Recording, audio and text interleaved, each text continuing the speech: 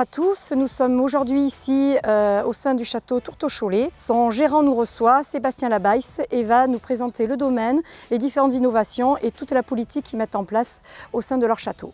Bienvenue au château Tourteau-Cholet, à Arbanats, à 30 minutes au sud de Bordeaux. Cette propriété fait 75 hectares, sur laquelle 56 hectares de vignes sont plantés. Nous sommes sur l'appellation Grave. Nous produisons des vins Grave blanc, Grave rouge, mais également un vin sans sulfite ajouté en Bordeaux. Ce vin est un petit peu particulier car c'est notre porte-étendard pour dénoncer le réchauffement climatique puisqu'il possède 25% de chacun de nos cépages, le merlot, le cabernet sauvignon que tout le monde connaît, mais également le malbec qui est un cépage qui résiste beaucoup mieux à la sécheresse que le merlot, et le petit verre d'eau qui autrefois n'arrivait pas à mûrir et qui aujourd'hui, à cause du réchauffement climatique, donne des vins merveilleux.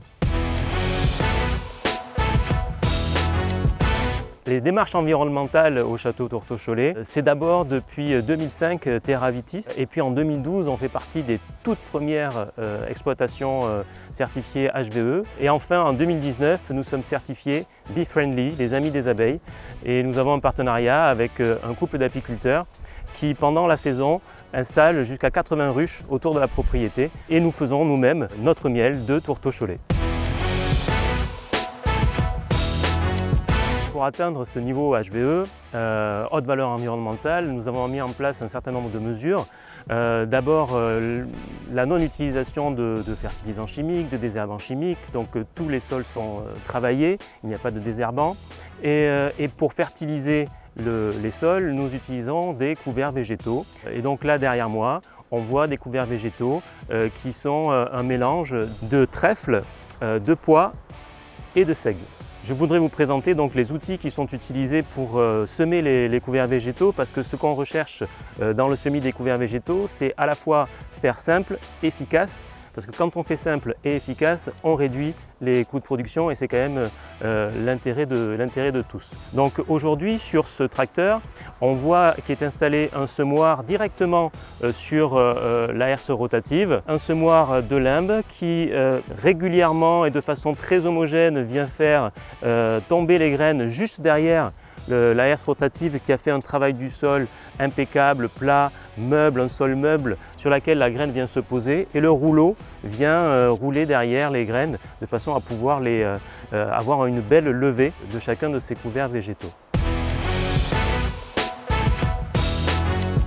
D'un point de vue de l'agroforesterie, nous avons d'abord planté il y a une dizaine d'années un verger pour améliorer notre bilan carbone en plantant donc des arbres, et tant qu'à planter des arbres, autant qu'ils puissent nourrir également les hommes.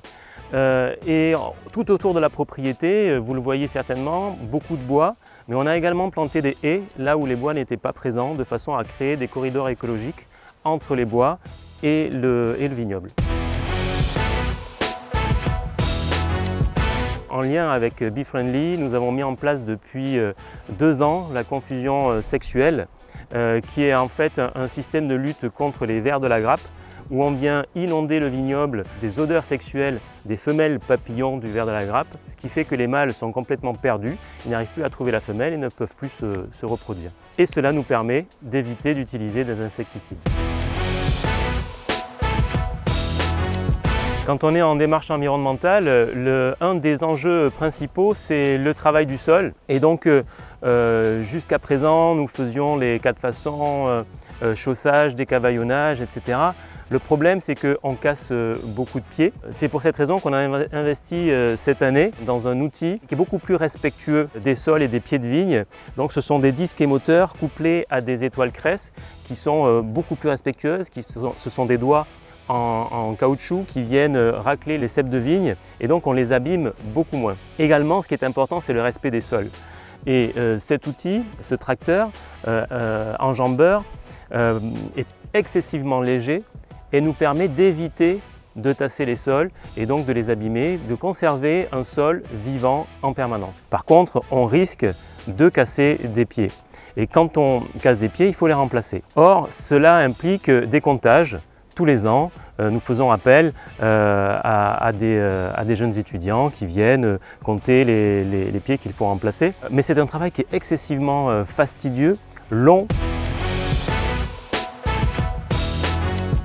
Il y a une société, la société Sileone aujourd'hui, propose un service de comptage, c'est de l'agriculture de précision, un comptage des pieds de vigne et un comptage des manquants.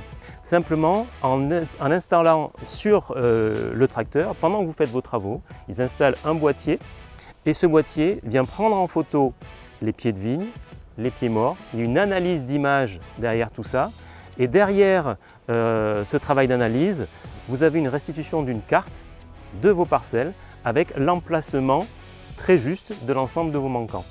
Ce qui fait qu'à partir de là, vous savez combien de plants il faut commander, combien de marquants, etc. etc. Si vous voulez, c'est plus qu'une photo, c'est un enchaînement de photos qui sont géoréférencées et en fonction de l'endroit où il se trouve, il va immédiatement voir si, à l'endroit où normalement il devait y avoir un pied, s'il n'y a rien, ça veut dire que le pied est mort ou enlevé. Aujourd'hui, on a fait des comparatifs. Il y a à peu près 5% d'erreurs, ce qui aujourd'hui finalement nous satisfait. Et donc je pense que cette technologie a de gros avenirs dans la viticulture française. Et c'est grâce à Innovin que j'ai pu prendre contact avec la société Sileone. Aujourd'hui, l'offre tarifaire n'est pas construite par la société. Nous avons seulement participé à l'expérimentation. Ce qui est sûr, c'est qu'aujourd'hui, nous avons plusieurs fournisseurs de matériel vinicole qui nous écoutent. Moi, ce que je veux dire, c'est que Tourteau-Cholet aujourd'hui est un terrain d'expérimentation et donc vous pouvez nous solliciter pour tester telle ou telle innovation technique et technologique. Nous sommes ici maintenant dans notre gîte 5 étoiles, l'Erial de Tourteau-Cholet, qui peut accueillir jusqu'à 12 personnes. Et donc en plus de la production de vin, nous avons développé cette offre touristique à destination des particuliers, certes, mais également des professionnels. Nous avons mis en place également une offre séminaire où des comités de direction peuvent tenir des réunions ici sur la propriété, en lien avec le vignoble ou pas, mais avec toujours l'accueil et l'élégance de Tourteau-Cholet.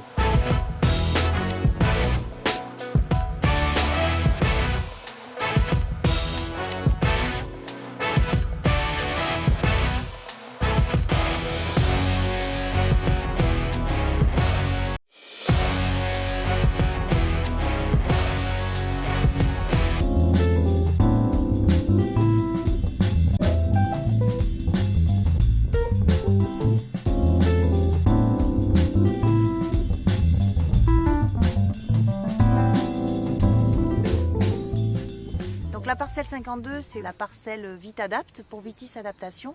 C'est une parcelle expérimentale qu'on a mis en place à l'INRA de Bordeaux, à proximité de l'Institut des sciences de la vigne et du vin, avec le soutien financier de la région Aquitaine et du Conseil interprofessionnel du vin de Bordeaux. Donc une parcelle mise en place en 2009 pour répondre à la question de l'adaptation de la vigne au changement climatique au travers du matériel végétal. Donc les 52 de parcelle 52, ça correspond à 52 cépages différents que nous avons introduits au sein d'une parcelle expérimentale avec des blocs pour une analyse statistique de ces variétés.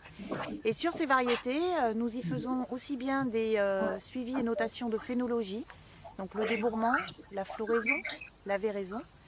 Et à compter de la véraison, nous effectuons des suivis de maturation, des suivis hebdomadaires où nous analysons la composition des raisins tout au cours de la période de maturation.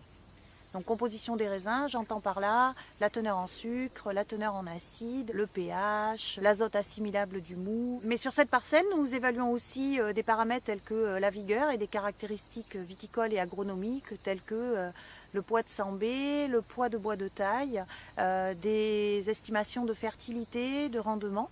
Nous effectuons aussi des mesures pour étudier la contrainte hydrique subie par la vigne tout au cours de la période de maturation au travers d'un indicateur qui s'appelle le delta C13. Et enfin, depuis 2015, nous évaluons les caractéristiques œnologiques des cépages avec des micro-vinifications. À la récolte 2015, nous avons récolté 21 cépages, 9 cépages blancs et 13 cépages rouges que nous avons vinifiés en petit volume compte tenu du fait que nous ne disposons que de 50 pieds par variété sur cette parcelle expérimentale. expérimentale. Et là, à l'heure actuelle, les vins sont en cours d'analyse.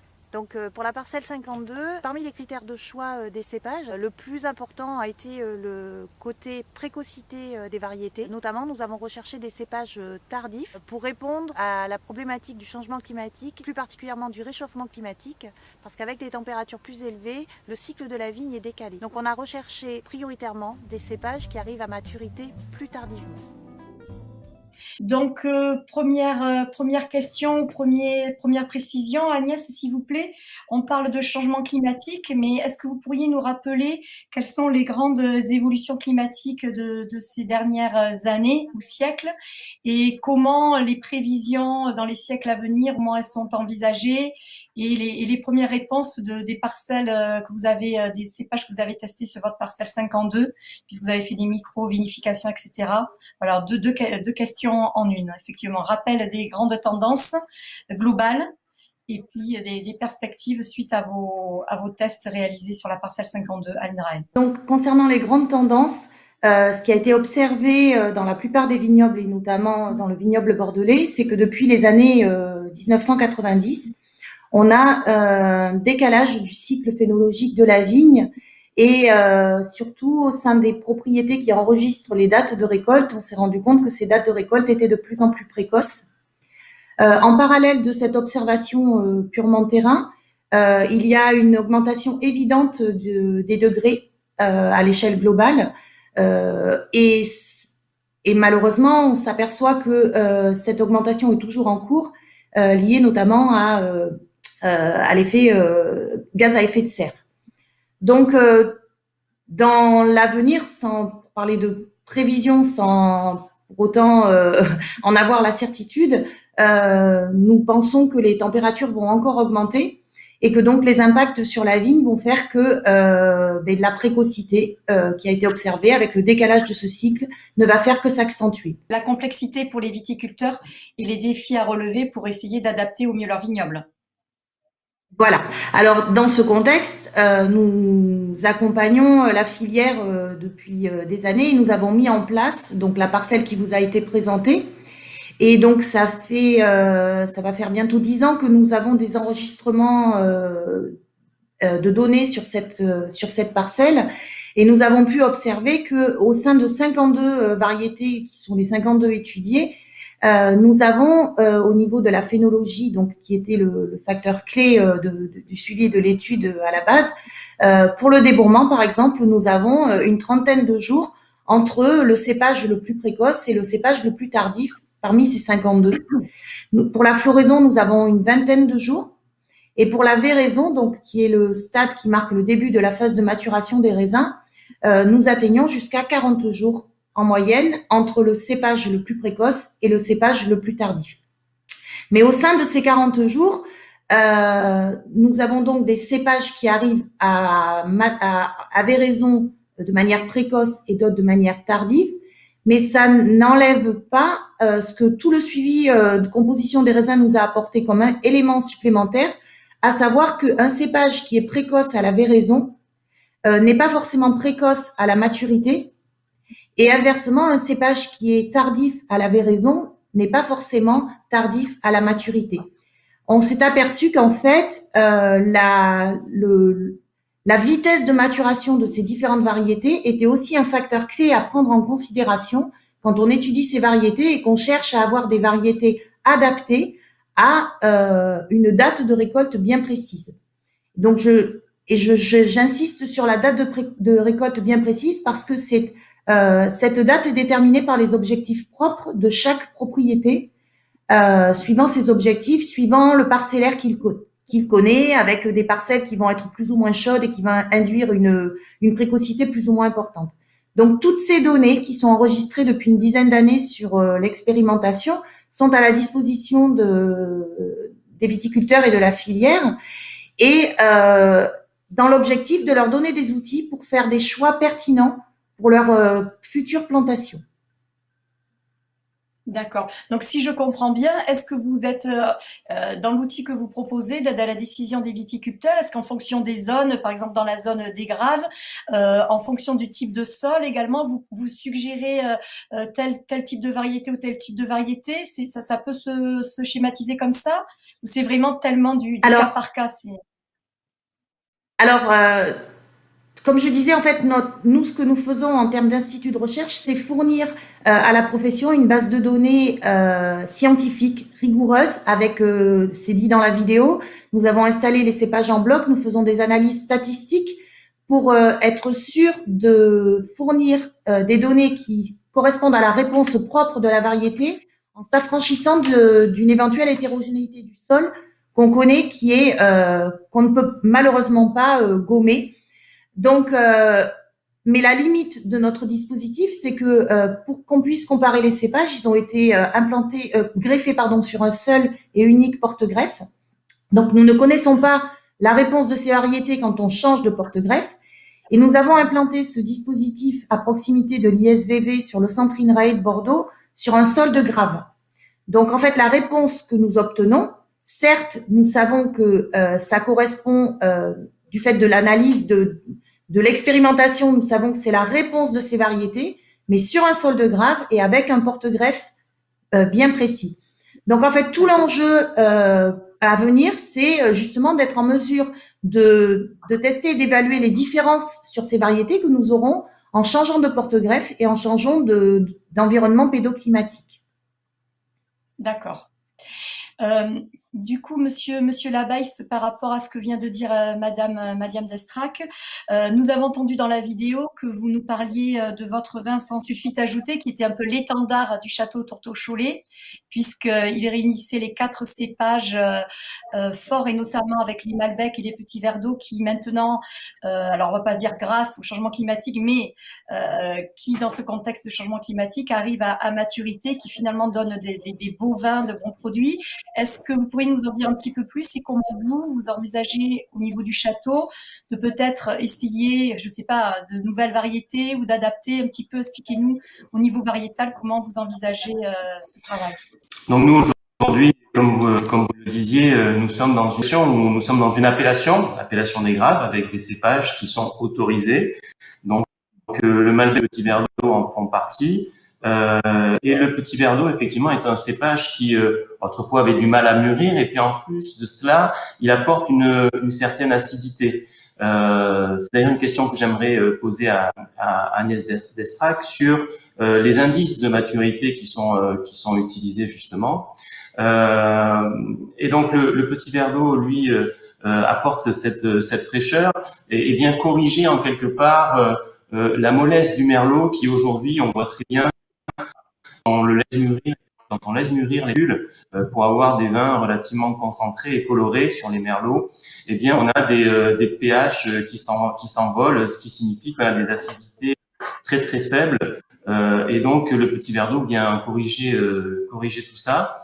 Et puis le Malbec, lui, s'est lié au régime hydrique, car que le merlot, dès qu'il est en stress hydrique assez prononcé, il a beaucoup plus de mal que le Cabernet Sauvignon, et le Malbec, lui, arrive à résister et à avoir des productions suffisantes malgré des sécheresses assez prononcées sur la campagne. Et donc ce vin sans sulfite dont vous parliez, on a souhaité mettre 25%, assemblage de 25% à part égale de chacun de nos cépages, pour montrer peut-être ce que seront les vins de Bordeaux d'ici 10 ans, 20 ans, peut-être moins, je n'en sais rien. Mais toujours est-il que c'est une véritable préoccupation, toute cette partie changement climatique, parce qu'on est obligé de s'adapter en permanence. Et donc, on travaille sur les porte-greffes en utilisant plutôt des porte-greffes un peu plus tardifs, comme le 420A par exemple. Quand on a des sols, par exemple sur notre ville à Saint-Émilion, on a des sols plutôt limoneux dans lesquels le merlot se trouve plutôt bien.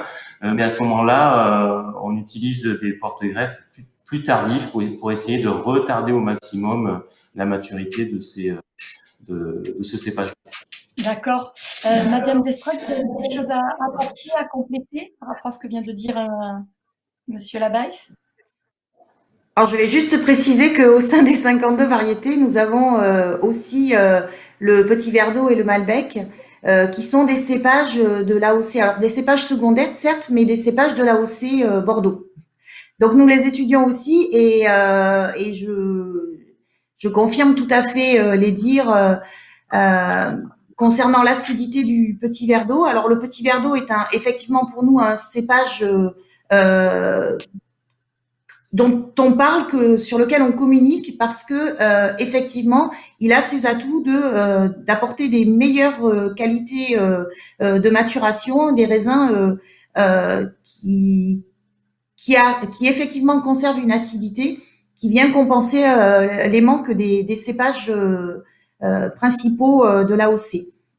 Et donc nous observons également le comportement du Malbec vis-à-vis de la tolérance à la sécheresse. Donc, je suis entièrement d'accord avec ce qui a été dit. Et ce que je veux peut-être, donc je parlais des cépages de l'AOC et finalement, ce que nous avons observé et ce que nous avons pu accompagner de manière vraiment très positive et qui vraiment donne un vrai peps pour l'avenir de la filière, c'est que nous avons été contactés par l'ODG Bordeaux Supérieur qui nous a donc sollicité pour consulter cette base de données dont je vous parlais, qui comporte à la fois des critères de phénologie, de composition des raisins, de vigueur, de fertilité, de rendement, mais également quelques données œnologiques puisque nous avons eu la chance de pouvoir faire des micro-vinifications sur un certain nombre de variétés. Et à l'issue de la consultation de cette base de données, l'ODG a proposé à l'INAO une liste de cépages permettant de faire évoluer le cahier des charges de leur AOC, puisqu'il faut savoir que l'INAO a sorti un décret qui autorise dans le futur des viticulteurs à implanter des cépages non AOC, des cépages qui sont dits à fin d'adaptation, à hauteur de 5% de leur superficie de plantation et de 10% dans les cuves. Donc, en fait, je rejoins ce qui était dit et qui finalement est complètement dans les clous de la démarche du château Tourteau-Cholet, à savoir que si la filière autorise ces nouvelles variétés qui sont non AOC, en limitant l'utilisation de ces nouvelles variétés qui ne sont pas connues au sein du vignoble bordelais, il faut bien garder en tête que le fait de limiter va permettre aux viticulteurs d'apporter des plus au sein de l'assemblage sur des variétés qui vont justement pouvoir apporter une acidité, des arômes qui ont été perdus ou dégradés sur les cépages AOC, notamment les cépages principaux et plus particulièrement le merlot. Donc en fait, c'est une véritable avancée que nous avons eu la chance d'accompagner de par la fourniture de ces données sur ces variétés. Et nous avons également été sollicités par le syndicat des graphes qui a aussi dans l'idée de pouvoir proposer, je dis bien proposer parce qu'aucun viticulteur ne sera dans l'obligation d'utiliser ces nouvelles variétés. Il pourra venir les piocher dans le cahier des charges de son appellation, mais c'est un outil supplémentaire qui est apporté à la filière. Voilà. Et comme je disais, en ce qui nous concerne, malheureusement, même si le dispositif a apporté énormément de données qui sont disponibles, il y a la limitation d'un seul porte-greffe et sur un seul type de sol. Mais la filière va être accompagnée pour aller tester ces nouvelles variétés, puisque le fait que ce soit des cépages, certes dits à fin d'adaptation, mais des cépages qui rentrent dans l'AOC, le viticulteur aura quand même la possibilité de valoriser le produit avec ces nouvelles variétés, ce qui n'était pas le cas de cépages non AOC jusqu'à aujourd'hui. D'accord. Par contre, les viticulteurs ont un défi à relever. Enfin, ils en ont plusieurs, certes, mais à un moment donné, c'est de garder également la typicité de leur vin, puisque des consommateurs étaient habitués à consommer un certain type de vin, un certain goût. Donc, toute la question délicate on intègre de nouvelles variétés, mais est-ce que, voilà, comment l'intégrer dans un déjà d'une production avec un historique, etc. Ça, Sébastien, comment vous Alors, l'envisagez éventuellement cette évolution? Ou Agnès? Ouais. Pardon, je dirais tout simplement que les vins ont déjà grandement évolué. Donc en fait, si on prend un vin des années 2000, un millésime 2000, forcément il avait beaucoup plus d'acidité qu'un vin des années 2018, 2019 ou 2020. Donc en réalité, le vin suit l'évolution du climat en permanence et les vignerons y compris à Bordeaux, les vignerons se sont toujours adaptés au contexte pédoclimatique. Il y a eu des sélections clonales de différentes variétés depuis des dizaines d'années. Et donc l'adaptation, il ne faut pas en avoir peur. Au contraire, l'innovation, il ne faut pas en avoir peur. Au contraire, même si nous avons une profession qui a l'image très traditionnelle, je dirais, malgré tout, c'est important de pouvoir continuer à réaliser ces études et à trouver les solutions de façon à pouvoir toujours plaire à nos consommateurs, tout en continuer à progresser sur les vignobles. Ok, merci. Si je peux me permettre de rajouter, au-delà de la partie évolution du vin, comme ça a été annoncé, il faut pas perdre de tête que les cépages ont aussi évolué. Suite à la crise phylloxérique, le vignoble bordelais avait été entièrement dévasté. Il a fallu replanter l'ensemble du vignoble. Et à ce moment-là, le choix avait été fait de changer les cépages. Et c'est à ce moment-là que le merlot a été introduit petit à petit dans le vignoble bordelais pour atteindre aujourd'hui plus de 65% de l'encépagement. Donc en fait, je rejoins ce qui est dit, c'est que ces évolutions, ces modifications de variétés, elles ont déjà eu lieu dans le passé et il ne faut pas en avoir peur. Il faut simplement se dire que c'est un outil à prendre parmi les autres outils pour s'adapter aux nouvelles conditions qui sont une évolution des températures, un changement climatique qui fait que les variétés actuelles dans certains lieux du vignoble bordelais ne sont plus adaptées. Mais c'est pas une révolution. Nous sommes partis sur le choix d'adapter le matériel d'utiliser le matériel végétal comme outil d'adaptation, tout simplement parce que ça reste une ressource naturelle. Ce sont des vitis vinifera, ce sont des cépages plantés dans d'autres régions, certes, mais ce sont des cépages plantés d'origine naturelle. Et donc, c'est de se dire que on peut comprendre que la filière se pose des questions par rapport à tous les programmes dont on entend parler, de création, toute la polémique au sein des OGM, etc.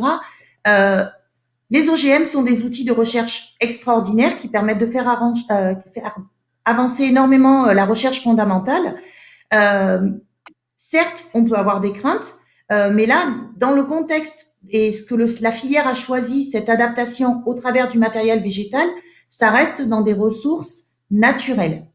Donc, je ne sais pas si on a le temps au niveau de ce live de parler de tout ce qui est résistance aux maladies, mais au niveau des résistances aux maladies, il faut quand même savoir aussi que les hybrides dont on entend parler sont des croisements de deux populations de vitis. Et les vitis, c'est l'espèce mère des vignes. Donc, dans les hybrides résistants aux maladies dont on parle, ne pas oublier, ne pas confondre résistance aux maladies, transformation génétique, attention, on a des OGM. Non, ça reste des espèces vitis qui sont des vignes et uniquement des vignes. D'accord, très bien. Mais justement, j'allais vous parler des cépages résistants puisqu'on avait une question à ce sujet qui nous était arrivée dans le chat. Une question également sur mon côté, moi qui est plus tournée vers l'international. Est-ce que vous menez des collaborations avec d'autres instituts de recherche qui pourraient mener les mêmes études que vous? Est-ce que vous comparez vos résultats? Et est-ce que les résultats peuvent être mis à disposition des viticulteurs étrangers ou c'est vraiment pour nos viticulteurs français et de Nouvelle-Aquitaine en particulier? Alors, c'est ouvert à l'international. Donc, comme je disais, nous sommes un organisme de recherche et pas de conseil. C'est la raison pour laquelle on fournit la base de données, mais on ne donnera pas de conseils parce que c'est propre à chacun. Ce sont des situations au cas par cas. En revanche, ce qui nous est demandé en tant qu'institut de recherche, c'est de publier des résultats scientifiques.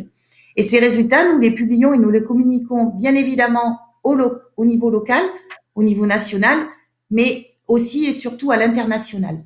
Donc en fait, ce dispositif, il est connu par l'ensemble de la communauté scientifique internationale.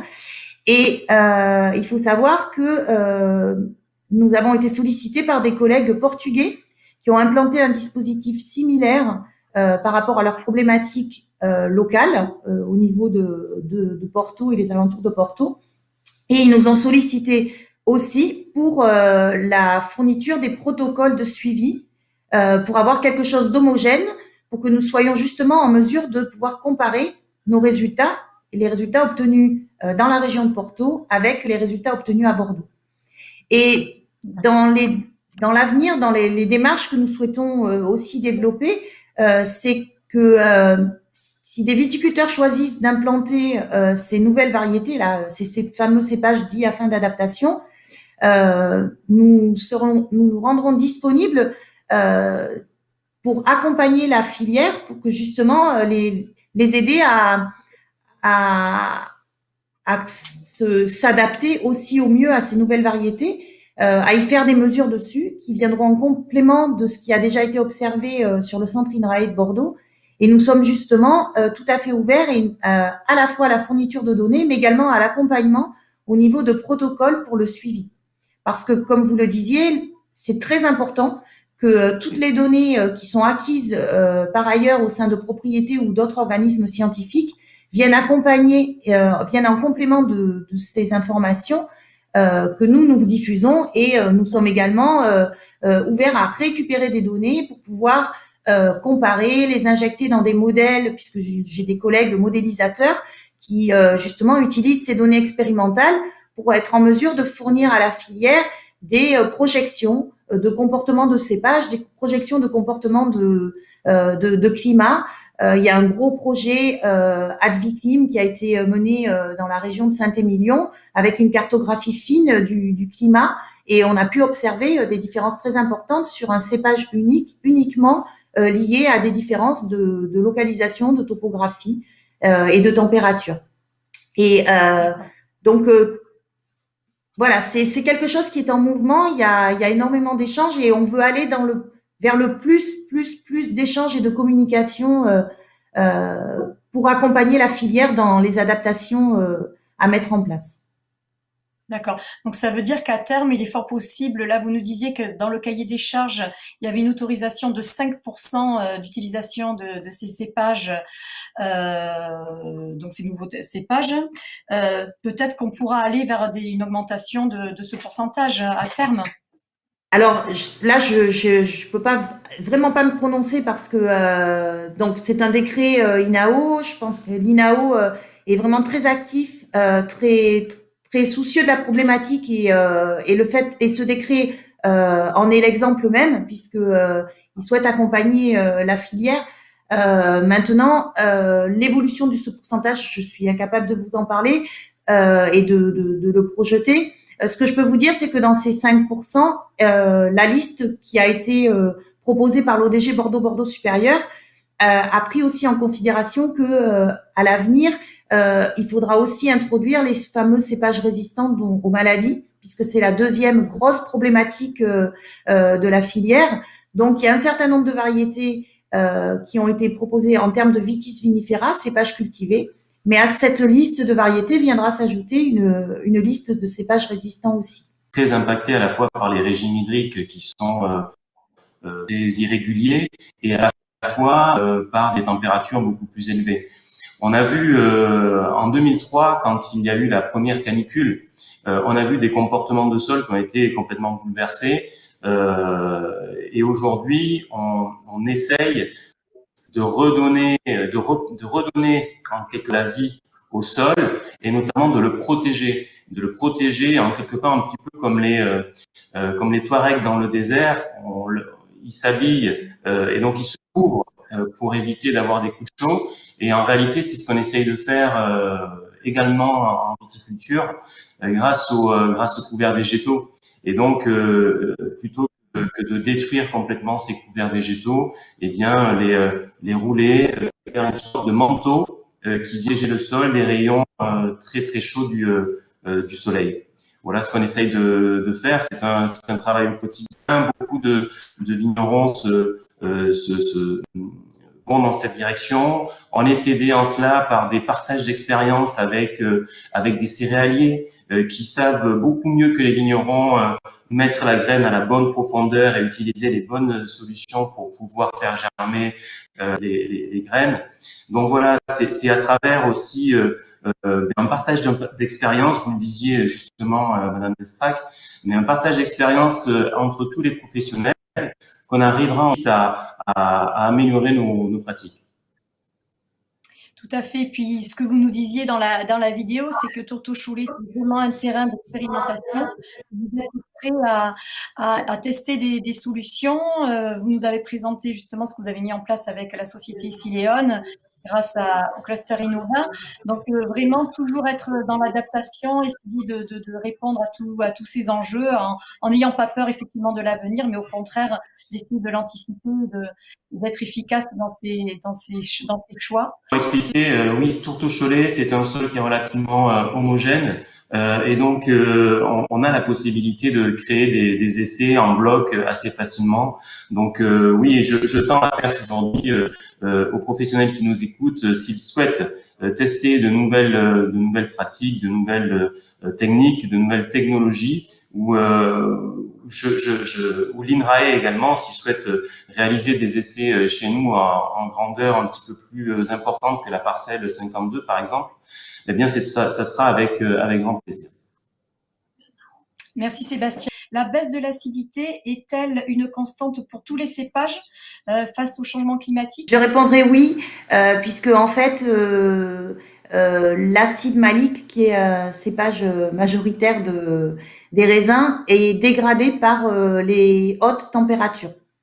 Donc ce côté physiologique métabolique impacte évidemment tous les raisins à des degrés plus ou moins importants, mais qui dépendent aussi de la capacité des cépages à produire initialement beaucoup ou peu d'acide malique.